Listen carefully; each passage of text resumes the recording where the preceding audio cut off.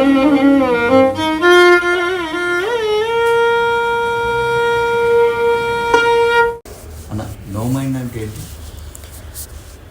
Mind అంటే ఆలోచన లేని స్థితి కాదు.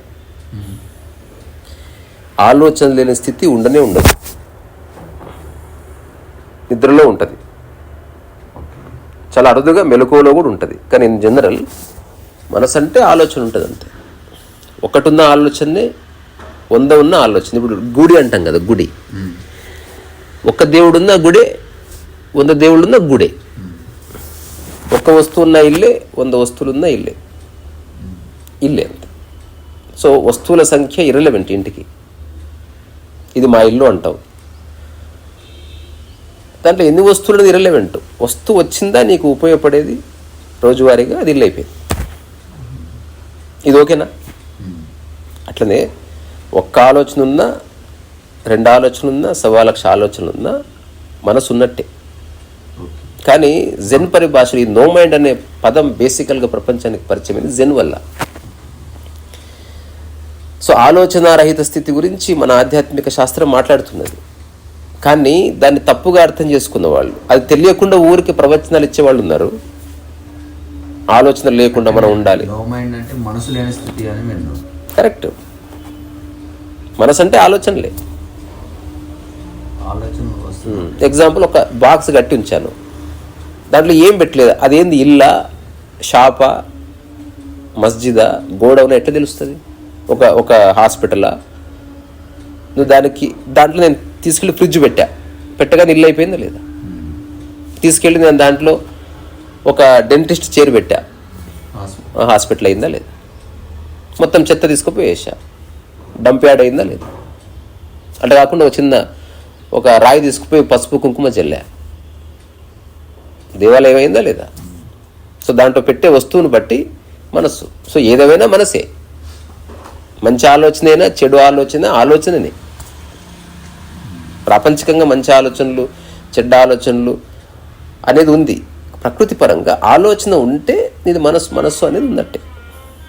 అది క్లియర్. సో ఎవరెవరైతే ఈ విషయాన్ని నిజంగా అధ్యయనం చేయకుండా, నిజంగా అనుభవించకుండా ప్రవచనాలు ఇస్తున్నారో they are all misleading people. So ఆలోచన లేని స్థితిలో ఉండాలి. అసలు ఆలోచన లేని స్థితి ఎట్లా ఉంటుంది? అసలు ఎలా కుదరదు. అది ఆలోచనలు ఉంటాయి. సో నో మైండ్ అనేది ఆలోచనలు ఉన్నాయి, కానీ వాటితో నీ అసోసియేషన్ లేదు అని గుర్తించడం. ఇంతకుముందు నవీన్ ప్రశ్న అడిగితే దానికే చేస్తున్నాం మనం. ఇది చెప్పరా నవీన్, ఒక అనాథ ఎట్లయిండు? వాడికి లేదు, నేను అనాథని అంటే అర్థం తెలుసా? ప్రపంచంలో మనుషులు మాయమైపోయారని కాదు, మనుషులు ఉన్నారు, కానీ నా మనసులో ఎవ్వరు లేరు. నా చుట్టే ఉన్నారు, నన్ను తాకుతున్నారు, నాకు బట్టలు ఇస్తున్నారు, నాకు భోజనం ఇస్తున్నారు, కానీ నాకు అనిపిస్తుంది నా వాళ్ళు ఎవ్వరు లేరు. ఎట్లా నీ వాళ్ళు ఎట్లేరు? సో ఆధ్యాత్మికత అంటే అందరి మధ్యలోనే ఉంటూ దేన్ని గంభీరంగా తీసుకోపోవడం. నిజమైన అనాథ యోగి. అందరూ తన వాళ్ళే, ఎవరు తన వాళ్ళు కాదు. సగం సగం ఉండదు అనుభవం. అయితే అన్నీ నీవే లేదా ఏది నాది కాదు. నీవి అంటే అందులో నా శరీరం మనస్సు కూడా భాగం. ఏవి నావి కాదంటే చివరికి నా శరీరం మనస్సు కూడా నావి కాదు, నా ఆలోచనలు నావి కాదు. పని చేసినప్పుడు అట్లా సాక్షి. అవును, ఎఫెక్ట్ కాకుండా ఉండలేవా? ఆలోచనలు ఎఫెక్ట్ కావు. ఆలోచనలో ఏ ఆలోచన నీకు వచ్చిందో దాంట్లో నా అని ఉన్నప్పుడు ఎఫెక్ట్ అవుతున్నావు. మరణం వల్ల ఎవడు ఎఫెక్ట్ కాడు, యాక్సిడెంట్ వల్ల ఎవడు ఎఫెక్ట్ కాడు. మనం మాట్లాడే లోపు 10 మంది చచ్చిపోయి ఉంటారు, 10 యాక్సిడెంట్స్ అయితే అవునా కదా? కానీ ఎందుకు ఇంపాక్ట్ అయితే లేవు. ఇప్పుడు న్యూస్ కూడా వస్తుంది, ఢిల్లీలో చెత్తగూలి ఒక వ్యక్తి మరణించాడు. ఎందుకో బాధపడలేదు, భోజనం మానేయలేదు. ఎందుకు మానేయలేదంటే నీకు తెలిసిన వాడు ఎవరు మరణించలేదు అంటే నా అన్నది అక్కడ మరణించలేదు. ఎంత సింపుల్ ఉంది వ్యవహారం. మరణించే దాంట్లో నా పాలు ఉందనుకో, నా యొక్క అంశం ఉందనుకో, అప్పుడు కదా నేను పరిచయం అయ్యేది.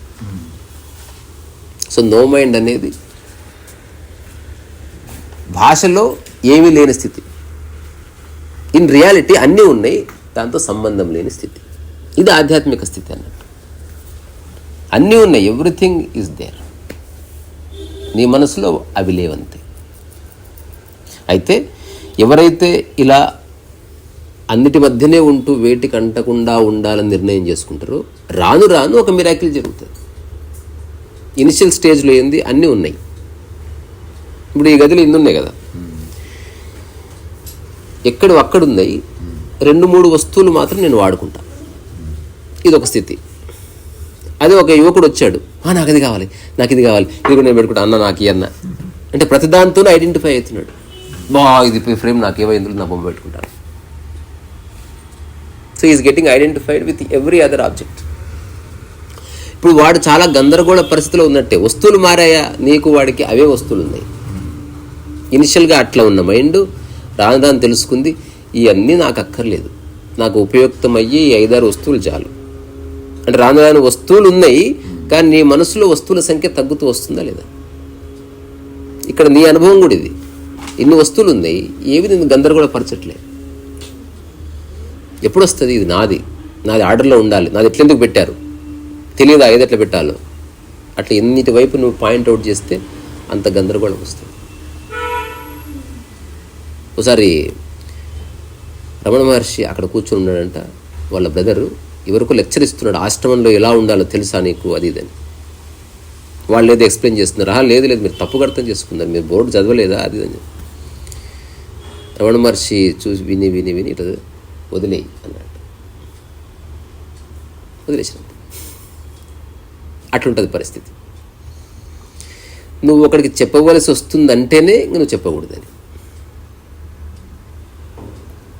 ఇక్కడ చెత్త వేయరాదు అని చెప్పినా వేస్తున్నందుకు చెప్పకూడదు. ఇంకా ఓకే, అంటే ఫస్ట్ నుంచే చెప్పకూడదేమో. ఇంకా బోర్డు రాసేసినవి అయినా ఏం చెప్తున్నావు, ఇంకా క్యూలో నిలబడండి అని రాస్తుంది.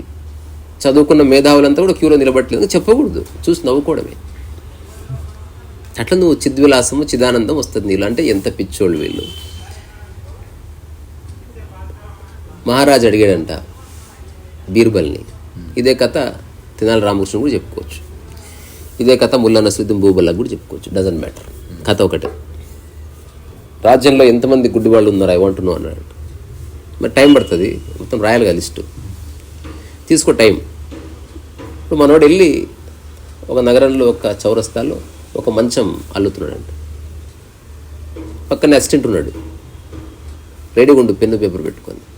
వచ్చిన వాళ్ళు అడుగుతున్నారు, భూబల్లా ఏం చేస్తున్నావు, పేరు రాసుకోబెట్టి.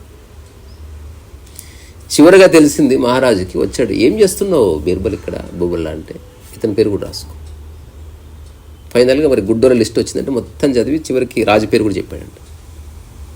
ఏం తలకాయ తిరుగుతుందా నా పేరు రాసినావు అంటే, నేను మంచం అల్లుతున్నాను తెలియదా నీకు, అయినా ఏం చేస్తున్నావు, ఎందుకు అడుగుతున్నావు? సో కళ్ళు లేని గుడ్డి వాళ్ళతో సమస్య లేదు రాజా, కళ్ళున్న గుడ్డి వాళ్ళతో ప్రాబ్లం, చెవులున్న చెవిటి వాళ్ళతో ప్రాబ్లం, నోరు ఉండి దాన్ని అడ్డగోలుగా వాడే వెధవులతో ప్రాబ్లం. చేతితో ఏమైనా ప్రాబ్లం ఉందా? ఈ చెయ్యి మంటలు పెడదు కదా ప్రాబ్లం. అంటారు కదా ఉంగ్లీ మత్కర్ణ అంటే గెలకకు నన్ను. తన అర్థం ఏంది? ఎవడు చెప్పడరా ఎక్కడ గెలుగుతున్నాడో. ఇట్టి అంటే నీకన్నా కోపం వస్తుందా? కొన్ని ప్లేసెస్ ఉన్నాయి, షుడ్ నాట్ గెలుక్ దేర్.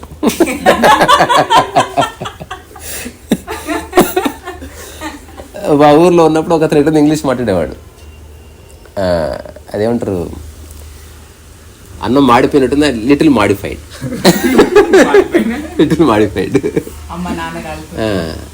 సో అది మనం ఇట్లా కొబ్బరి చిప్పలు రాకుతున్నాం, గరుకునెస్ కొంచెం ఇంక్రీజ్ చేయాలి. ఇంకా గరుకునెస్. అమ్మ నాన్న అదే పిలుస్తుంది. అదే రీసెంట్ ఇట్లా కూడా అయింది. మా ఇంట్లో ఏదో నగపోతే పోలీస్ స్టేషన్లో పోయి ఫిర్యాదు చేశాడు మా బ్రదర్. ఓకే బ్రదర్, మీరు మీడియా కాబట్టి ఇన్ఫామ్ చేస్తాం, డోంట్ వరీ అని చెప్పిన తర్వాత మా అన్న వస్తూ చెప్పాడంట పోలీస్ అతనికి, ఆ ఎస్ఐకి, ఎస్ఐ గారు రేపు మధ్యాహ్నం ఎగ్జాక్ట్ 1 గంటకి మిమ్మల్ని కాల్ చేస్తాను అంట. వీళ్ళు చెప్పారంట, పోలీస్ స్టేషన్లో అట్లా మాట్లాడకు, ఫోన్ చేస్తాను, నువ్వు ఎస్ఐని కాల్ చేస్తా అంటే ఇట్లా నా ఉద్దేశం అది కాదని అంట. So whatever it maybe, మళ్ళీ coming back to our subject ఏంటంటే ఆలోచన రహిత స్థితి భాష పరంగా రహిత స్థితే. ఏమీ లేకపోతే ఏమీ లేనట్టు భాషలో. కానీ అనుభవంలో అన్నీ ఉన్నప్పటికీ వాటితో నా తాదాత్మ్యం లేదు, నా అసోసియేషన్ లేదు. నువ్వు ఎయిర్పోర్ట్ పోయినావా, అక్కడ అన్నీ ఉన్నా నీవంటూ ఏమీ లేవు, అవునా కదా? అట్లా నీ బ్యాగ్ తప్ప ఏది నీది కాదు. అది నీ అవసరం కోసం వాడుకుంటున్నావు. సో రెండే తెలుస్తుంది. ప్రపంచంలో ఇరుక్కున్నవాడు, ఆధ్యాత్మికత అర్థమైన వాడు, ప్రకృతిలో ఉన్నవాడు తేడా తెలుసుకోవాలంటే వెరీ సింపుల్. మొబైల్ పోయింది, ప్రపంచంలో ఇరుక్కుంటే ఏడుస్తావు నువ్వు. అంతకుముందు కలిసిన ఫ్రెండ్ని తిట్టుకుంటావు, నీ జాతకాన్ని బేస్ చేసుకుని నా కర్మ ఇట్లా గాలింది, శనివారం నా రాశి ఫలాల్లో ఉంది పోతుందని ఇవన్నీ అంటావు. ప్రకృతిలో ఉన్నవాడు జస్ట్ వెతుకుతాడు అంతే. మొబైల్ పోవడం ఖాయం. ఈ రెండు వైఖరులు చెప్తే ఒక వ్యక్తి యోగి ఎవడు, భోగి ఎవడు. రోగి ఎవడు, భోగి ఎవడు అంటే వాడు అందరు తిడుతున్నాడు, వాడు వాడిని తిట్టుకుంటున్నాడు, ఎతుకుతున్నాడు, అందరికి చెప్తున్నాడు, సింపతి కోరుకుంటున్నాడు. ఇదంతా ప్రపంచంలో ఇరుక్కున్న మనసు చేసే ఒక ఆట. రియల్ పర్సన్ వాడు జస్ట్ ఫోన్ పోయింది వెతుకుతున్నాడు. ఫోన్ పోకముందు ఎట్లున్నాడు, పోయినప్పుడు అలాగే ఉన్నాడు, వెతుకుతున్నప్పుడు అలాగే ఉన్నాడు, దొరికిన తర్వాత అలాగే ఉన్నాడు. There is no change. స్థితప్రజ్ఞత అంటే అంతే. సో లేని స్థితి కాదు భాషలో. ఒక పేపర్ తీసుకురాగు, దాని కింద ఉంది ఆ రెడ్ కలర్, దాని మీద దాని కింద అటనే మార్కర్ పెన్ తీసుకురా. ఇప్పుడే ఒకటి చూపిస్తా.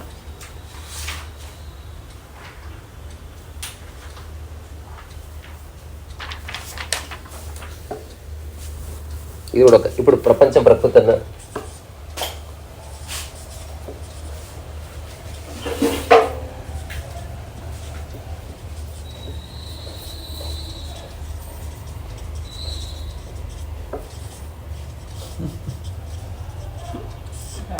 ఇది నోటీస్ బోర్డు మీద పెట్టాను, చూపిరా.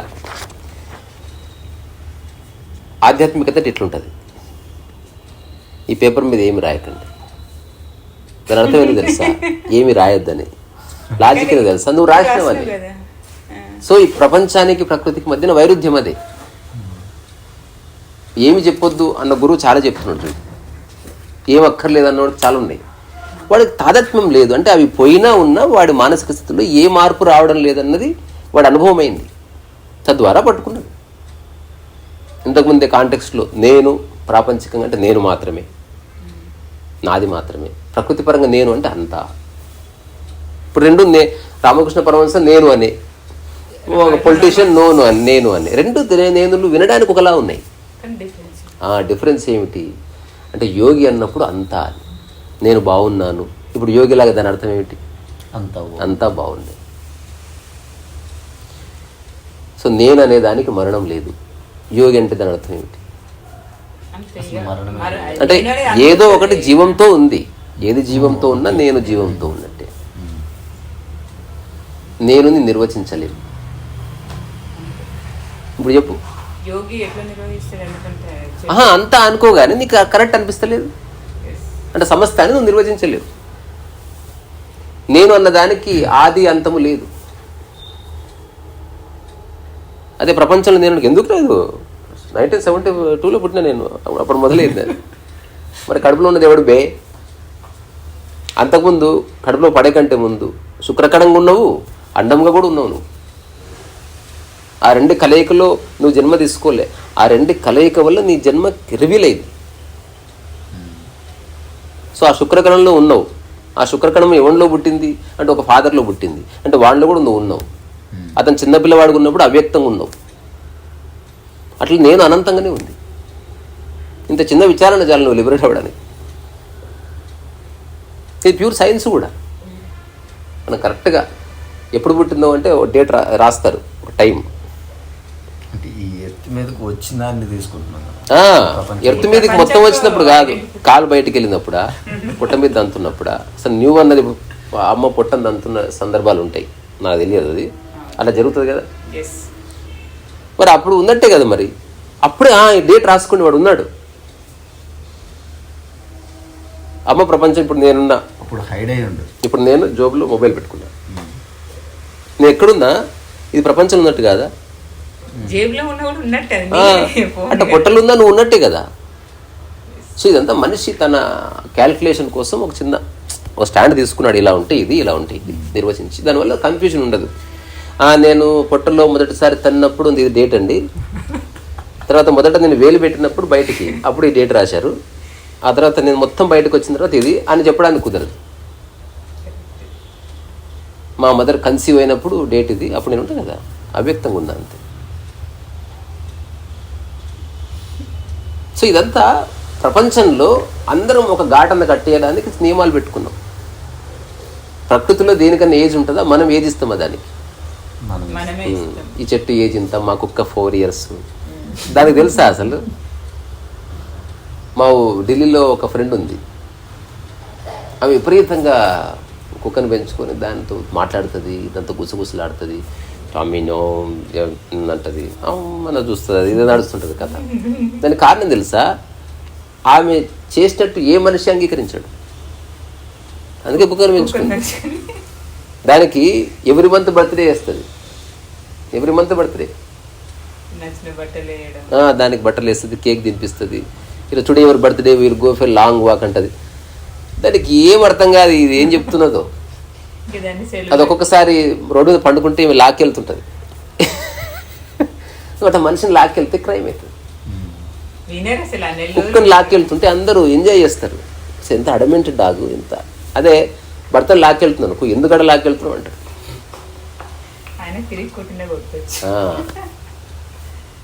సో ఇప్పుడు ఎలాంటి సందిగ్ధం లేని వ్యాఖ్య.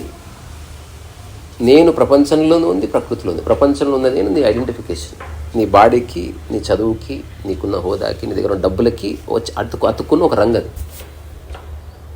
ప్రకృతిలో ఏ రంగులు లేవు, ఏ హోదాలు లేదు, ఎవరు లేదు. ప్రకృతిలో నేను అంటే మనందరం అని, ప్రపంచంలో నేను అంటే నేనని, ఈమెంటే ఈమని, నువ్వంటే నువ్వని. అందుకే ఆధ్యాత్మికత అనేది ప్రకృతి విషయం. ఇప్పుడు మళ్ళీ coming back to our subject, అదేమిటి? నో మైండ్ అనేది ఉంది.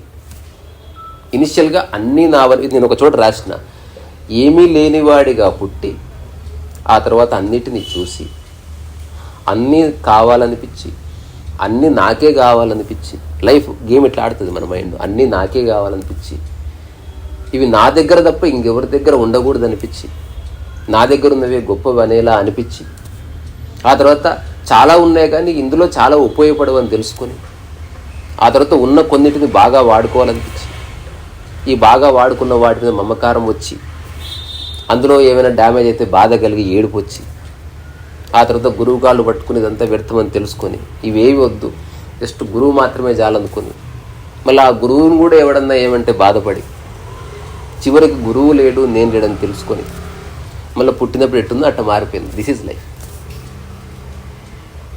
ఇవన్నీ జరగవలసిందే. ఇక్కడ ఎవడు తెలివైన వాడు, ఎవడు తెలివిలేనివాడు అంటే 50 ఏళ్ళు 100 ఏళ్ళు తీసుకుంటే తెలివిలేనివాడు. ఇదంతా తొందరగా అర్థం చేసుకో.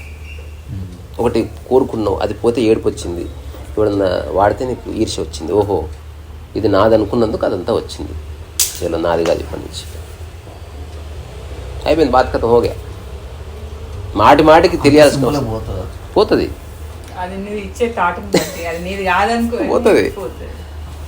అందరు అలాగే ఉన్నారనుకో, ప్రపంచం అంతా అలా ఉంటే నువ్వు కూడా అలా ఉండుండేవాడు. ఎగ్జాంపుల్, ఏ వస్తువున్నా కొనుక్కోండి, అది మీది కాదు, మీరు ఓన్లీ వాడుకుంటున్నారు మాత్రమే. అనౌన్స్మెంట్ వస్తుంది, డబ్బులకు వస్తువు మాత్రమే వస్తుంది, మీది అనుకోకూడదు. అప్పుడు అనుకో, అప్పుడు ఇది నిరంతరం ఆ సంకేతాలు వస్తున్నాయి కాబట్టి యూ జస్ట్ డూ దట్. ఇది రీసెంట్గా 6,000 రూపాయలు ఉంటే కొనుక్కున్నాను, అది వచ్చింది, ప్రస్తుతం నేను వాడుకుంటున్నానండి. అప్పుడు ఏమిటి దాని అర్థం తెలుసా? నీదే అనుకుంటే నేను తప్ప ఇంకెవడు వాడుకోకూడదు, లేదా నా పిల్లలు తప్ప ఎవడు వాడుకోకూడదు. డబ్బులకు అది వచ్చింది అనుకో, నీకు అవసరం ఉన్నంతకాలం దాన్ని శ్రద్ధగా వాడుకో, నీ అవసరం తీరగానే అర్హత ఉన్న వాడికి ఇచ్చేస్తాను. ఒకవేళ అట్లా భూమి ఉంటే చాలామంది చాలా గొప్ప గొప్ప క్రియేటివ్ పీపుల్ అయ్యేటోళ్ళు. ఇప్పుడు ఒకరి దగ్గర చాలా పెద్ద ఇల్లు ఉంటుంది, ఉత్తగా తిని పడుకుంటారు, అందులో ఏం ఉండదు. అలాంటి వాడు ఈ అనుభవం కలిగి ఉంటే, అరే రీసా నీకు స్టూడియో కావాలన్నావు కదా, కమ్, నువ్వు అది నీది కాదు నాది కాదు, అది నువ్వు గౌరవంగా వాడుకో. నీ వాడుకోవడం అయిపోయిందని చెప్పిన రోజు అది మళ్ళీ ఖాళీగా ఉంటుంది, మళ్ళీ ఇంకొక ప్లాట్ఫామ్ లాగా రైలు వస్తుంటుంది పోతుంటుంది వస్తుంటుంది, ఇవ్వండి కాదు. So public property. సో జన్న ఆశ్రమాల్లో అలా ఉంటుంది. ఉన్న 100 మంది దానికి అధికారులు, 100 మంది కార్యనిర్వహణ అధికారులు, ఆశ్రమ నిర్వహణ అధికారులు, 100 మందికి అది సంబంధం లేదు. మళ్ళీ ఎక్కడే చెత్త ఉన్నా అందరూ క్లీన్ చేయాలి, ఎవరికి కనిపిస్తే వాళ్ళు తీయాలి. ఈరోజు వచ్చాము 11 అయింది, 11 అందరికీ థాట్ రావాలి, మధ్యాహ్నం భోజనం. అందరూ కిచెన్ వైపు వచ్చారు. ఆల్రెడీ నేను నవీన్ విశ్వాసం చేస్తున్నాం, అందరూ వెళ్ళి వేరే పని చేసుకుంటాం. తర్వాత సాయంత్రం 4 చెట్లకు నీళ్ళు పోయాలి. అందరూ చెట్టు వైపు వచ్చారు, నువ్వు నేను వాడి చెట్లో కూర్చుంది, ఇవి వెళ్ళి తన పని చేసుకో. పొద్దున్నే అందరు ఆశ్రమం క్లీన్ చేయాలి. అందరు లేచి ఆశ్రమంలోకి వచ్చారు, అంటే క్లీన్ చేసి ఉంది వెళ్ళిపడు. ఎవరు క్లీన్ చేశారు అన్ని డజంట్ మ్యాటర్. ఒకరోజు నువ్వు వంటగదికి వెళ్తే వంట చేయలేదు ఎవడు, నువ్వు వంట చేసేసావు. సాయంత్రం 4 ఎవడు చెట్లకు నీళ్ళు పోయి, నువ్వు చెట్లకు నీళ్ళు పోసేసావు. రాత్రి పడుకునే ముందు ఇల్లంతా క్లీన్ చేయలేదు, నువ్వు క్లీన్ చేసేసావు. గులగడాలు అవన్నీ ఏమీ లేవు. ఇలా గనక మన జీవితం ఉంటే అద్భుతం ఉంటుంది. ఉంటుంది. ఒకడికి పెద్ద మీసం ఉందంట ఊర్లో, అతని దగ్గర డబ్బులు లేవు కానీ పాలోడు, కానీ బాగా డబ్బులు ఉన్న దగ్గరికి మీసం లేదు. దాంతో అతనికి ఇజ్జత్ పోయింది. వాడేమో ఇట్లా మీసం మీద నిమ్మకాయలు నిలబెడుతున్నాడు. రూపాయలు లేదు కానీ వీడు పోతే చూసినవా ఎట్లుంది, పౌరుషం చూపిస్తున్నాడు. వీడు తల కొట్టేసినట్టు అయింది, ఏం చేయాలి? వాడు కారు కొన్నాడు, బంగ్లా కొన్నాడు, అన్నీ కొన్నాడు. ఈసారి వాడికి ఒక ఆలోచన వచ్చింది. ఒక మీసం ఉన్న అతన్ని రెంట్కి తీసుకున్నాడు. ప్రతిరోజు 11 నుంచి 12 వరకు అతనికి సంపెంగం రాసి, మీసానికి ఇది నాది ఇప్పటి నుంచి, నాకు నచ్చినట్టు నేను దాన్ని డెకరేట్ చేసుకుంటా. ఓ రోజు అంచుకు పూసలు పెడుతున్నాడు, ఓ రోజు దానికి నల్ల కలర్ వేసాడు, తెల్ల కలర్ వేసాడు, సంపెంగం పెడుతున్నాడు. వాడు హ్యాపీ, శాలరీ కూడా ఇస్తున్నాడు. బయటప్పుడు చెప్తున్నాడు మీసం జాగ్రత్త. ఇదంతా బాగానే ఉంది. ఒకరోజు రాగానే వాడు ఇట్లా మీసం బిగుతున్నాడు. వాడు అమ్మాయి అంటే ఎందుకు బిగుతున్నావు అంటే 11 నుంచి 12 వరకు నాది, అది నాకు కోపం వచ్చి నేను బీక్కుంటుంది ఎవడిపి అన్నాడంట. సో నాదనుకుంటే అన్ని ప్రాబ్లమ్స్ ఉన్నాయి. సో ఆధ్యాత్మికతను అర్థం చేసుకోవడం అనేది చిటికలో పనిరా. అది ఎవరికైతే తెలియదో వాడు చెప్పినప్పుడు ఇంత కాంప్లెక్సిటీ వచ్చింది. ఎవరెవరైతే ఏది మన థాట్లెస్ స్టేట్ అనేది అంత ఆషమాషి కాదు, ఇంకా అయిపోయాయి. ఇంకా నువ్వు నీ మైండ్కి ఒకటి కష్టం అనిపిస్తే కష్టమే. అట్లా కాకుండా when you understand what it is, first look in to it. ఇప్పుడు నేను చెప్పింది 2 పద్ధతులు ఉన్నాయి. థాట్లెస్ స్టేట్ అంటే థాట్స్ లేని స్థితి కాదు, థాట్స్ అన్నీ ఉన్నాయి, వాటితో సంబంధం లేని స్థితి. అది నువ్వు రోజు అనుభవిస్తున్నావు. డిమార్ట్కి పోయినావు, ఏ వస్తువుతో సంబంధం లేకుండా ఉన్నావు, వేరే వాళ్ళ ఇంటికి వెళ్ళి పడుకున్నావు, వాళ్ళ ఇంట్లో నీ ఇంట్లో ఉన్న టీవీ వాళ్ళ ఇంట్లో కూడా ఉంది, అయినప్పటికీ నీకు దాంతో ఏ సంబంధం లేకుండా ఉందావా లేదా? కానీ ఇంటికి రాగానే ఆ టీవీకి నా ఆలోచన తగిలించినావు కాబట్టి అది ఆలోచనగా మారింది. సో థాట్లెస్ స్టేట్ అంటే ఏ వస్తువులు నీవు అనుకుంటున్నావో ఆయా వస్తువుల నుంచి నాని తొలగించేసి వాడుకో, అంతే.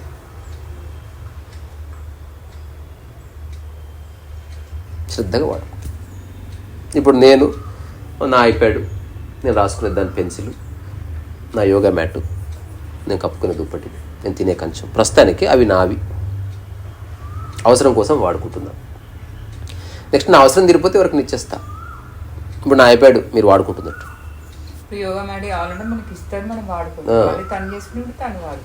ఇప్పుడు రీసెంట్గా ఒక ఫ్రెండ్ అడిగి, అంటే వితండవాదం చేసే విధవులు ఉంటారు, మరి డబ్బు నీది కాదన్నప్పుడు ఎవరికైనా ఇస్తా అంటే ఎవరికైనా ఇస్తాను, నీకు మాత్రం నేను ఇప్పుడు చెప్పి డిస్కస్ చేయంగా. సో దాన్ని అర్హత ఉన్నవాడికి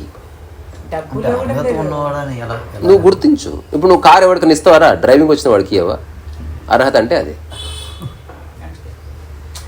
డబ్బులు కూడా ఇరుక్కోలే, ఎందుకంటే చూసాను ఎన్ని సంవత్సరాల నుంచి చూస్తే డబ్బు దగ్గర కూడా ఏది అన్ని ఉపయోగపడేవి.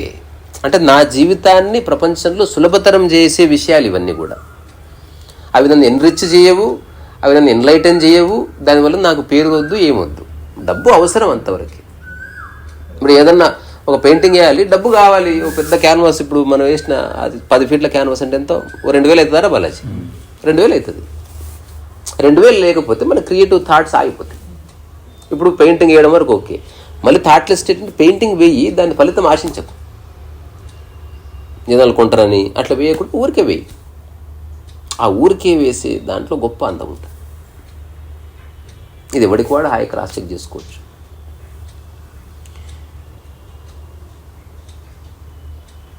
సో ఇలాంటి అవగాహనతో నువ్వు కొంతకాలం ఉంటే ఒక వస్తువు పట్టుకున్నా బాడీ మాత్రం పట్టుకుంటుంది, మైండ్ ఫ్రీగా ఉంటుంది. దీనికి విపరీతంగా ఇంకో అనుభవం, ఏ వస్తువు పట్టుకోలే, మైండ్ మాత్రం అన్నిటిని పట్టుకుంటుంది. వాడికి సఫకేటింగ్ ఉంటుంది. నువ్వు ఎక్కడ ఏది పట్టుకున్నా ఏది పట్టుకోలే మైండ్, మనసు. సో మనసు లిబరేషన్ అనేది మనసుకు సంబంధించింది. బాడీ లిబరేట్ అయ్యే ఉంది, దాన్ని రోజు లిబరేట్ చేస్తూనే ఉన్నాం. మేకప్ వేషంలో తెలుస్తుంది. రోజు స్నానం చేపిస్తారా దానికి లిబరేట్. మరి మైండ్కి స్నానం చేపిస్తలేవే. సో ఏ రోజు ఆ రోజు బాడీ క్లీన్ చేస్తేవి, ఏ రోజు ఆ రోజు మేకప్ తీసేస్తేవి, ఏ రోజు ఆ రోజు బట్టలు తీసేస్తేవి. మరి ఏ రోజు ఆలోచన తర్వాత తీసి బయటపడేవా? అట్లాంటి మెకానిజం లేదు కాబట్టి ఈ చెత్త అంతా లేదు. మైండ్కి ఆ స్థితి లేదు. మైండ్కున్న రహస్యమే అది. It only gathers. అంటే ఆ ఫస్ట్ థాట్ కిందికి వెళ్ళిపోయి థాట్ల మీద మళ్ళీ వస్తుంది. ఇంకొకటి, మనకు వచ్చే అన్ని థాట్స్ రిలవెంట్ అండ్ రిలేటెడ్ థాట్సే. ఎప్పుడన్నా ఈ సంవత్సరంలో మీ ముగ్గురు ప్రశ్న, ఈ థాట్ వచ్చిందా, రాకెట్ ఎలా తయారు చేయాలి? నేను మామ్ సినిమా చూసినప్పుడు ఇట్లా చూస్తూ అని అనుకున్నా, కానీ ఎట్లా తయారు చేయాలి అనుకోము. అనుకోము. నీ మైండ్కి తెలుసు నీ ఎవడో, నీ అవకాశం ఏదో తెలుసు దానికి. నీకు ఎప్పుడు ఇలాంటి ఆలోచన రాదు రోల్స్ రాయిస్ కొనాలని.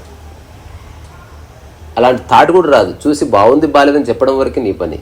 కొనాలని నీ మైండ్ నీకు ఎప్పుడు చెప్పింది. నీ మైండ్కి మొత్తం తెలుసు. నువ్వేంది, నీ ఆస్తి ఏంది, నీ అకౌంట్ ఏంది, నీ యాటిట్యూడ్ ఏంది, నీ ఎవ్రీథింగ్ తెలుసు. అది సజెస్ట్ చేసేదని నీ స్థాయికి తగ్గవే సజెస్ట్ చేస్తుంది. మంచి ఫోన్ కొనుక్కుందాంపా అంటే 10,000 లోపడిది అట్టే సజెస్ట్ చేస్తుంది. 10 లక్షల ఫోన్ లేదా మార్కెట్లో? ఉంది కానీ సజెస్ట్ చేయదు. అది అది అది అక్కడ ఉంటే షాప్లో చూడని కూడా చూడదు. ఈ 10,000, 7,000, 11,000, 13,000 అక్కడక్కడనే చూస్తుంది. అది చూసి ఏదైనా బెస్ట్ది కొనాలిరా, దగ్గర 11,000 ఉంది, 7,000, 13,000 కొందాం ఈరోజు. ఇంకా ఐ థింక్ 2,000 అయితే అప్పు ఇంకా తిరుగుద్దాం పాటు. ఇంకా ఒకటే అనుకున్నాం, మంచిది కొనుక్కోవాలి. మంచిది వేరే ఉందిరా, గూట్లే అక్కడ చూడు చూడదు అది. ఒకవేళ 10 లక్షల ఫోన్ ఎవరైనా గిఫ్ట్ ఇస్తాను వద్దు వద్దు అంటారు. సేమ్ థింగ్ అప్లైస్ టు మంచి సంబంధం కూడా. ఎగ్జాక్ట్లీ. గంతాకు దగ్గ బొంత చింతాకు మళ్ళీ ఇదే ఉన్నది. మంచి సంబంధం అంటే ఏదో తెలుసా? ఉన్నారు వాళ్ళు అంబానీ ఇంట్లో, లేకపోతే ఐన్స్టీన్ ఇంట్లో, అక్కడ ఉందే మంచి సంబంధాలు. నువ్వు ధర్నా చేసినా సరే మంచి సంబంధం కోసం చూస్తున్నాం సార్ అని చెప్పి. అట్లా కాదు. నీ దగ్గర 10 లక్షలు ఉంటే 11 లక్షల సంబంధం. మీ అమ్మాయి దేడించుంటే దానిపైన 2 ఇంచులు ఉండే సంబంధం. ఇలాంటి వాడుక విషయాలు తప్ప సత్యం లేదు. ఇదంతా నీ మైండ్కి తెలుస్తుంది. ఇప్పుడు నేనన్న ప్రకారం చేస్తుంది, నటన ఉంది. అయితే ఇప్పుడు లాస్ట్ ఇది ఒక్కటి చెప్పుకుందాం. ఒక వ్యక్తికి అసలు ఏ ఆలోచన లేవనుకో, అప్పుడు అతను తన పొటెన్షియల్ని నిజంగా గుర్తిస్తాడు. అట్లాంటి వాళ్ళు చెప్పినప్పుడు ప్రపంచం ఆశ్చర్యపోయింది. ఇప్పుడు ఇంతవరకు నీ ఆలోచనలు ఫిక్స్ అయిన ఆలోచనలు నీ నిజమైన పొటెన్షియల్ కాదు, ఈ అబద్ధ పొటెన్షియల్ నీకు పరిచయం అయింది. నేనంటే ఇంతే, మా కులం ఇంతే, మా మతం ఇంతే, మేము డౌన్ రాడను, మేము బీసీస్. వాడే ఇన్సల్ట్ చేసుకుంటా ఉన్నాడు, నేను బీసీ, నేను బీసీ, నేను బీసీ. ఇదంతా మానసికం కదా, ప్రపంచం నీకు ఇచ్చిన ట్యాగ్. దాని నుంచి బయటపడు. ఒక చాణక్యునిలా బతికి చూడు కొంతకాలం, క్యా ఫరక్ పడతా. ఎవరికి చెప్పకు, బట్ ఉండి చూడట్లా. అట్లా కాకుండా నువ్వు ఏ ధారణలు లేకుండా నీ మనసు ఉంది. ఇప్పుడు నీ బాడీ, నీ మైండ్, దానికి ఏ అడ్డుకట్ట లేవు. అప్పుడు నీ పొటెన్షియల్ ఎంతనో అంత పని చేయగలుగుతుంది. అలాంటి వాడు ఒక్కొక్కసారి చెప్పాడు అనమాట, నేను చేస్తా. వాడు ఊరికి అజంప్షన్లో చెప్పలే, నాకున్న శక్తికి నాకు సాధ్యం. సో చూసేవాళ్ళంతా అనొచ్చు, ఏం సాధ్యం నీ బొంద. అట్లా జరిగినాయి. ఒక ఆర్టికల్ చదివా, యుఎస్ నుంచి వచ్చిన అతను, అది ఇంటర్నెట్లో ఉంటుంది, ఎప్పుడైనా చూద్దాం, అతని పేరు మర్చిపోయాను. తన పల్లెటూరు వెళ్తే ఆ పల్లెటూరులో ఒక చెరువు ఉంది. ఆ చెరువు అంతా మొత్తం గుర్రెపు డెక్కలు, తర్వాత ఆ ఊర్లో షిట్టు, జనాలు, చెత్త అట్లా ఉండిపోయింది. ఇప్పుడు పోయినా గవర్నమెంట్కి ఆర్జీ పెడతారు. ఒకసారి తన ఊరికి వెళ్ళి కూర్చున్నాడు. అసలు గవర్నమెంట్ లేదు, ఈ ప్రపంచంలో గవర్నమెంట్సే లేవు, డబ్బు లేదు, నేను ఒక ఆదిమానవుడు అనుకో, అసలు ఇది క్లీన్ అవుతుందా కాదా? సింపుల్. దాన్ని చూశాడంట ఒక వారం రోజులు. నేను క్లీన్ చేస్తే ఇది ఎవ్వడక్కర్లేదు, వెళ్ళిపోయి తీసుకొని క్లీన్ చేయడం మొదలుపెట్టాను. రోజంత 6 monthsలో మొత్తం క్లీన్ చేసేసింది. ఒక్కడే వాడు పొటెన్షియల్ని గుర్తించినంతే. మైండ్ అంటది తక్కువ సమయంలో చేయి, నో మైండ్ అంటది అది ఎంత సమయంలో చేయగలవు అంత సమయంలో చేయి, కానీ చేయంట. మైండ్ అంటది అయ్యా మనకు సంబంధం లేదండి. నో మైండ్ అంటది అది నీ పరిధిలో ఉంది, నీకు సాధ్యమైతే చేయండి. సో నో మైండ్లోనే నిజమైన వర్క్కి ఆవిష్కారం జరుగుతుంది. No mind which is free from the world, అంతే. సో జెన్ స్టోరీస్లో చాలా బ్యూటిఫుల్ కాంటెక్స్ట్ నో మైండ్ సంబంధించి. ఏ మైండ్ వితౌట్ మైండ్ అని, a mind is which is so strong and soft అని, ఇట్లా దానికి రకరకాల పేర్లు పెట్టారు జెన్ పరిభాష.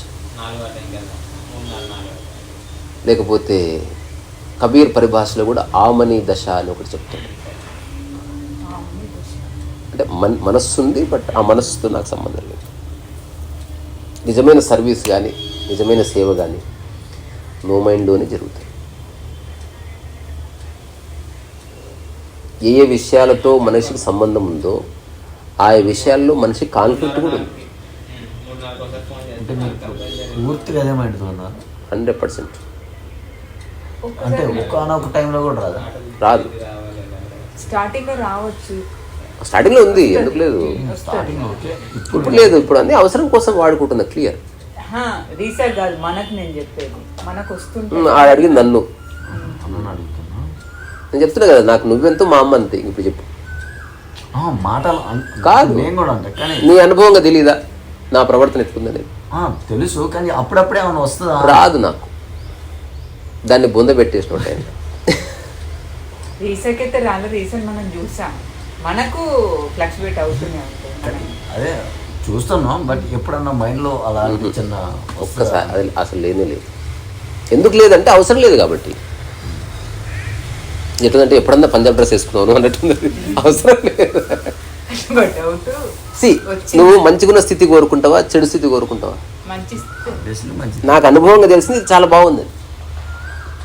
రెండోది నాది అనుకున్నా నాది అనుకోకపోయినా అదే అయిపోయాడు కదా. There is no change. నేనేం సర్వసంగ పరిత్యాగిని కాదు. ప్రపంచంలో చక్కగా ఉంటూ అన్నిటిని అనుభవిస్తూ అన్ని పనులు చేస్తూ ఇంకా నాకు జీవితం పట్ల ఒక గమ్మత్తైన శ్రద్ధ కలుగుతుంది అన్నట్టు. ఇప్పుడు ఇక్కడి నుంచి పోతా, అమ్మ ఏదైనా ఉంటే అంటగంటి కడుగుతా, ఇల్లంతా క్లీన్ చేసుకుంటా. ఎందుకంటే ఇదే పని చేయాలని లేదు, ఏ పని చేసినా శ్రద్ధగా చేయడమే. ఇదే పని చేసేవాడేవాడు అంటే లక్ష్యాలు ఉన్నవాడు. ఈ నో మైండ్తో లక్ష్యాలన్నీ వీకినాయి. డెడికేషన్ వీకే, విల్ పవర్ వీకే, కాన్ఫిడెన్స్ వీకే, ఏం మిగిలింది? ఇంకా అన్ని పనులను కూడా నువ్వు సమానంగానే చూస్తున్నావు కదా. ఇప్పుడు అంత దొమ్మినా ఆర్టిస్ట్ కూడా రెండే. చేసేవాడు మారినప్పుడు శ్రద్ధ ఎట్లా మారుతుందంట. నేను ఇది ఒక రాడికల్ ట్రాన్స్ఫర్మేషన్. ఇది ఇంట్రెస్ట్ అని మేము ఒకటి తగ్గిస్తాం, దాన్ని ట్యాగ్ ఒకటి తగ్గించుకొని అంటే మనిషి యొక్క ఛాయిస్ అబ్బా. అదే ఎలా ఉండాలనుకున్నావు అనేది మనిషి ఛాయిస్. పూర్తిగా అంత మనమేదో అంతే. నువ్వు ఎంత సక్సెస్ అయినా అది ల్యాడర్లో అక్కడ మధ్యలో ఉంటుంది. నేను ల్యాడర్ దిగినంతే పక్కకు. ఏ సక్సెస్ అయినా ఏమి కాదు, సక్సెస్ కాకపోయినా ఏమి కాదు. జనాలు అప్రిషియేట్ చేసినా అది ఇర్రెలెవెంట్. మన శక్తి, మన పొటెన్షియల్, మన ఆసక్తి, మన శ్రద్ధ, అక్కడి నుంచి నువ్వు ఏదైనా చేస్తూ పో. Keep doing. దాన్ని గుర్తిస్తే గుర్తింపు కోసం నేను తహతహాలు ఆడలేదు కనుక నేను క్లెయిమ్ చేసుకోవడానికి లేదు. ఈ తేడా అర్థమైందా? నేను పెయింటింగ్ వేసా ఇట్లా అందరు చూడాలని వేసిన, చూసి మెచ్చుకున్నారు అనుకో, నేను చూడాలని చేశాను కాబట్టి ఎవరిని మెచ్చుకుంటే నాకు తృప్తి కలుగుతుంది ఆబ్వియస్లీ. రెండోది వాడు చేశాడంతే, చూడాలని చేయలేదు. తనకి ఎంత సాధ్యమో అంత చేశాడు, కానీ ప్రపంచం అంతా మెచ్చుకుంది, ఏమి చెల్లించలేదు. దానికి కారణం ఏంటంటే దానికోసం చేయలేదు కదా. మెచ్చుకున్నప్పుడు అది వాళ్ళ గ్రేట్నెస్ అవుతుంది. అప్పుడు ఏమి ఆశించుకొని చేసినప్పుడు కూడా మెచ్చుకున్నప్పుడు అది వాళ్ళ గ్రేట్నెస్. అది నువ్వు చెప్తున్నావు. ఇతనికి ఇప్పుడు వాళ్ళు మెచ్చుకున్నప్పుడు నీకు కిక్ వస్తుంది, హ్యాపీ. మీకేమనిపించదు? నాకేమనిపించదు. అది ఇంటెలిజెన్స్గా ఎంజాయ్ చేస్తా. ఓహో గుర్తించే వాళ్ళు ఉన్నారు, కానీ నాకు గుర్తింపు వచ్చిందని అనుకోవడం కుదరదు.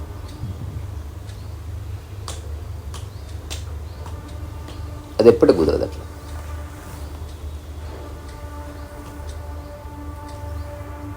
సో ఆధ్యాత్మికత మూలం అంతా ఇంతే. It's all about mind and knowing your mind. ఆ మైండ్ని స్థాపిస్తున్నది ఏంది, ఆ మైండ్ని తీసేస్తున్నది ఏంది. ఒకసారి ఇది వచ్చిన తర్వాత మళ్ళీ పడడం అనేది ఉండదు, ఇంకా ఉండదు. ఇది ఒక్కసారి మేనిఫెస్ట్ అయితే ఇంకా ఎనిక్కిపోవడం లేదు. ఇంకా నువ్వు అనుకున్నా పోదు, నీ వల్ల కాదు. ఒక చిన్న కథ చెప్పి ముగిస్తా. ఇప్పుడు రామకృష్ణ పరమహంస లైఫ్లో చిన్న స్టోరీ ఉంది. నా అన్నది లేదు. ఓకే, ఆయన కొంచెం ఫేమస్ అయ్యాడు. దక్షిణేశ్వరంలో ఒక సభకు ఆయన పిలిచారు. ఆయన సభ అయినా ఒకటి, ఇల్లైనా ఒకటి. మనకు చూడడానికి సభలో ఆయన ఉన్నాడు, ఇంట్లో ఆయన ఉన్నాడు. ఆయనకి సభలో అయినా ఎక్కడున్న ఒకటే.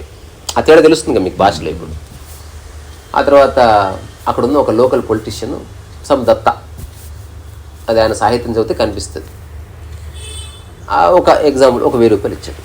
ఇచ్చి ఆ డాన్సర్స్ ఉన్నారు కదా, వాళ్ళంతా నమస్కారం పెట్టడానికి మీ దగ్గరికి వస్తారు, వచ్చినప్పుడు అందరికీ డబ్బులు సమానంగా పంచండి.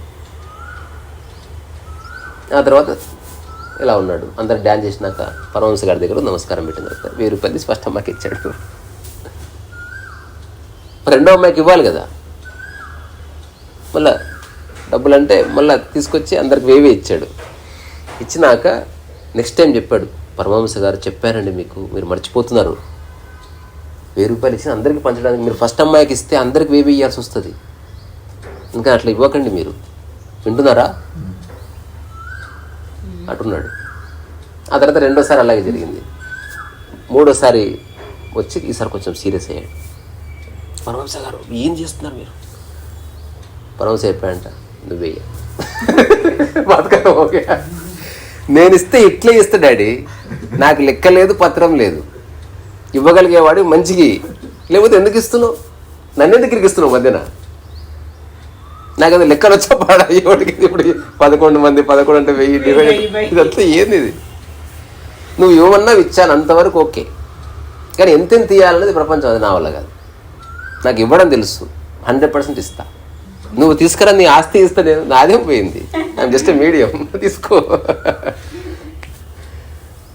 పూజారి అంటారు కదా, అతను ఇచ్చినప్పుడు కూడా అలానే ఇస్తుంది. అతని దగ్గర ఏముందని ఘోషిత లేదు, ఏముందిరా అక్కడ? ఇప్పుడు నేను ఒక మాట చెప్తా చూడు. ఇప్పుడు అది ఆ రోజుల్లో నిజంగా ఏమీ లేదు. ఇప్పుడు సరే, ఇప్పుడు నేనే సబ్జెక్టే చెప్తున్నా. చాలా నా దగ్గరనే చాలా ఆస్తికి వచ్చింది అనుకుందాం. నేను చేసే పెయింటింగ్ అమ్ముడైంది 1 కోటి రూపాయలకి, ఆక్షన్లో పోయింది, అఫీషియల్గా లీగల్లీ వచ్చేసింది, ఇచ్చేశారు. అప్పుడు కూడా నీది ఏమిటో నువ్వు డిఫైన్ చెయ్యి. నేను డిక్లేర్ చేస్తున్నా, ఐప్యాడ్, నేను రాసుకునే పుస్తకం, నేను పడుకునే పట్ట, ఈ జీవితకాలానికి ఇంకేం అక్కర్లే. ఈ ప్రపంచంలో కొంచెం పొల్యూషన్ లేకుండా పోవడానికి ఒక కారు ఉండని. ఇప్పుడు నా కారు పట్ట నా వైఖరి ఏందో మీ అందరికీ తెలుసు, ఉంది అంతే. It's just there. వాడు నడిపొచ్చు, ఎవరు నడిపొచ్చు, నేను ఏనాడు అడగను ఎట్లా నడిపోయిన గీతలు పడ్డాయి, అసలు ఆడు సేవకు వచ్చాడు చాలు, అంతే. ఇప్పుడు నెక్స్ట్ ఆ కార్ ప్లేస్లో ఇంకో బెస్ట్ కార్ వచ్చిందా, నా వైఖరి మారదు. ఎందుకంటే కారు జస్ట్ ఉపయోగించుకునే వస్తువు, అంతే, అంతవరకే. అలాగని డ్రైవింగ్ వాడికి ఎట్లా ఇస్తాం, రాని వాడికి? సో అది విచక్షణకు సంబంధించింది. నేను వంట చేస్తా అంటే వంట వచ్చని అడగవా? ఒక్క విషయంలో అడుగుతలేరు మనుషులు, అది అదొక మిస్టరీ. పెళ్లి చేసేటప్పుడు సంసారం చేయనికి వస్తుందని అడుగుతలేరు. అది అడగకుండా ఇచ్చి దమా ఖరాబ్ చేసుకుంటున్నారు. ఇప్పుడు చేస్తుడో లేదో, చక్కగా చేస్తుడో లేదో, ఇట్లాంటివన్నీ. మిగతా అన్ని విషయాలు క్రాస్ చెక్ చేస్తుంది. ఇప్పుడు మనకు పెద్ద స్టూడియో ఉండి ఏమొచ్చినప్పటికీ నా అసోసియేషన్ కొన్ని వస్తువులతో జీవితకాలానికి ఫిక్స్. ఇది ఇప్పుడు 2009 నుంచి నేను వాడే వస్తువులు అంతే. ఇప్పుడు నా ఐప్యాడ్ ప్లేస్లో చిన్న ల్యాప్టాప్ ఉండేది, అప్పుడు ఇది చేసిన. ఈ ఐప్యాడ్లో రాయకుండా పుస్తకాలు దాచిపెట్టుకునేవాడిని. ఇక మిగతా అన్నీ రాని పోని, కానీ అర్హత ఉన్న వాళ్ళకి షేర్ చేయబడుతుంది. తీరా నువ్వు ఇచ్చిన తర్వాత అది దాన్ని ఒకటి మిస్యూజ్ చేసాడు అనుకో, నువ్వు స్టూపిడ్ పర్సన్ కింద లెక్క. అంటే విషయం తెలిసిన వాడు ఎవడు రాంగ్ పర్సన్కి ఇవ్వడు. ఎగ్జాంపుల్ ఒక అమూల్యమైనది, ఒక డెలికేట్ వస్తువు పిల్లలకి ఇవ్వమని, వాడికి తెలియదు కదా. సో ఆ విచక్షణ లేకపోతే అంత కొలాప్స్ అయిపోతుంది. సో నేను అనుభవించేది ఏముండదు, అది ఉంటే ఉంటుంది. అట్లా అర్హత ఉన్న వాళ్ళు వస్తే నాతో పాటు అనుభవిస్తారు. రెండవది ఈ సిద్ధాంతం, ఇప్పుడు ఆశ్రమాలకు ట్రస్ట్ ఉంటుంది. ట్రస్ట్ ఎందుకు పెడతారు తెలుసా? ఇవ్వండి కాదని. ట్రస్ట్ పెట్టడంలోనే డిస్ట్రస్ట్ ఉంది.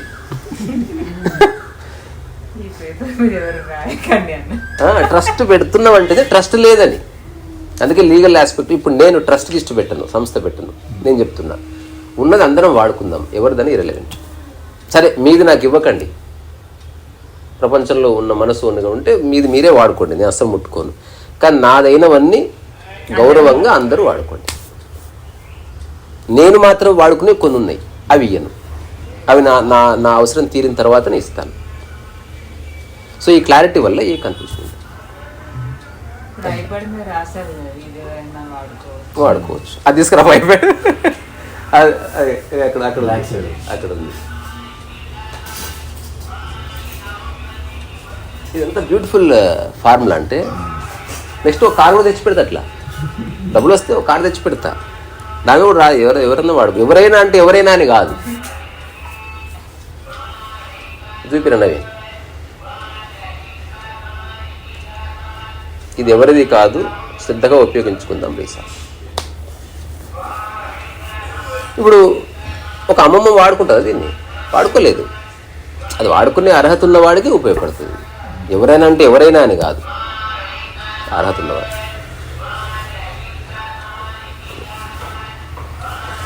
సో నో మైండ్ గురించి నీకేం అర్థమని చెప్పు. సింపుల్గా ఒకటే అర్థమైంది.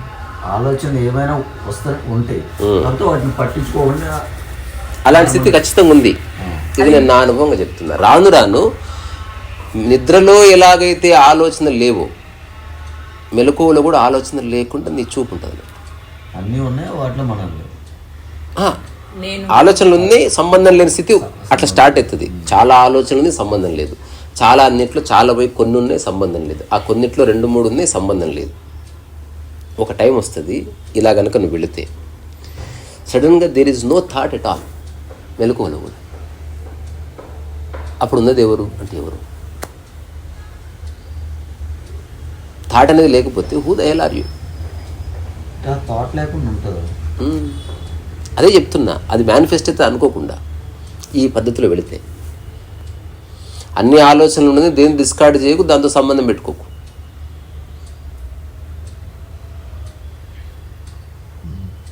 It happens. ఈ భూమి మీద ఒక మనిషి జీవితంలో జరిగే అతిపెద్ద మిరాకిల్. నిద్రలో నువ్వు అనుభవిస్తున్న స్థితి మెలకువలో కూడా అనుభవిస్తావు. ఇది ఒక యోగ రహస్యం. ఇది ప్రూవ్ చేయలేవు. ఆ టైంలో దాన్ని మిషన్ పెడితే ప్రూవ్ అవుతుంది. జస్ట్ తరంగాలు ఉంటాయి, అయితే ఏం లేవు లోపల. కానీ ఇది ప్రయత్నం వల్ల రాదు, తెలుసుకోవడం వల్ల. ఓహో, నా అసోసియేషన్ అక్కర్లేదు. అంత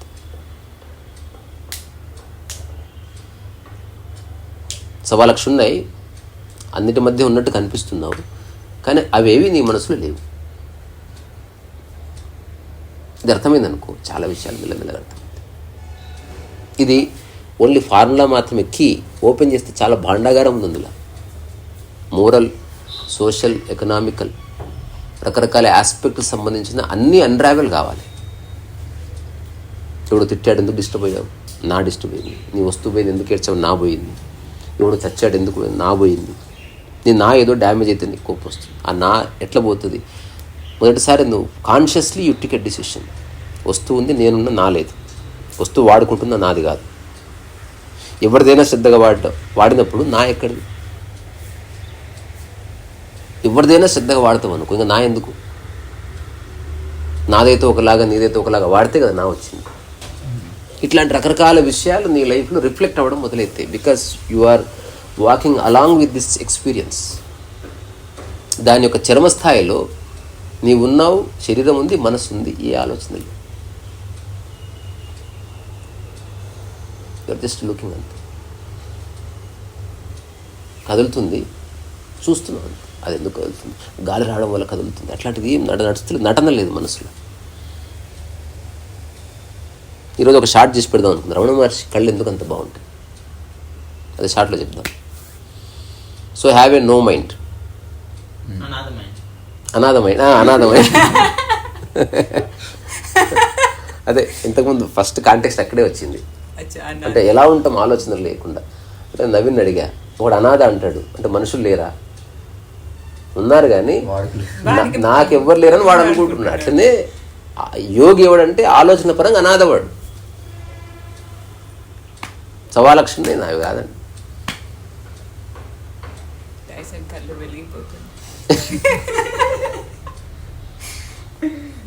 ఒకసారి ఒక అమ్మాయి అడిగింది నన్ను, ఈ ప్రపంచంలో ఎవరు ఇవ్వని గిఫ్ట్ నాకు ఇవ్వంటే రాయి తీసి ఇచ్చినంతే.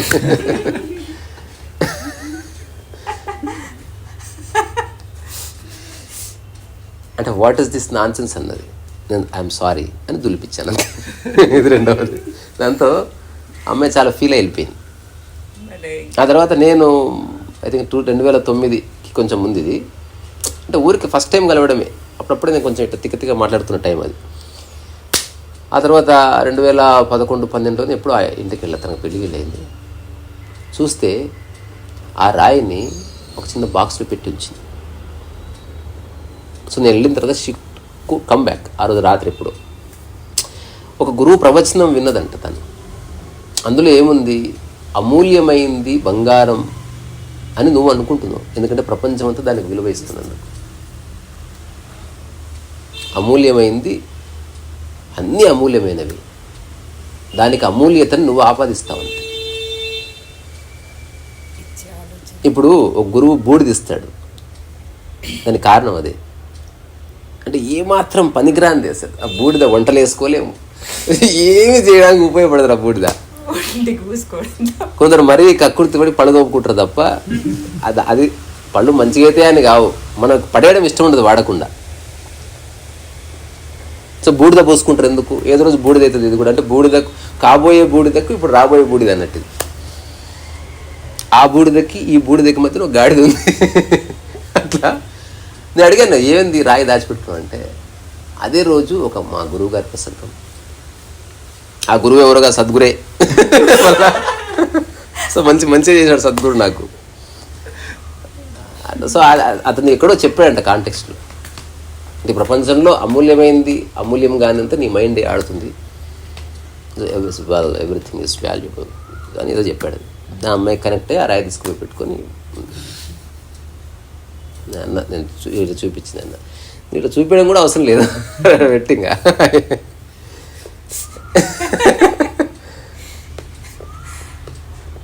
రాయి అంతే, బంగారం అంతే.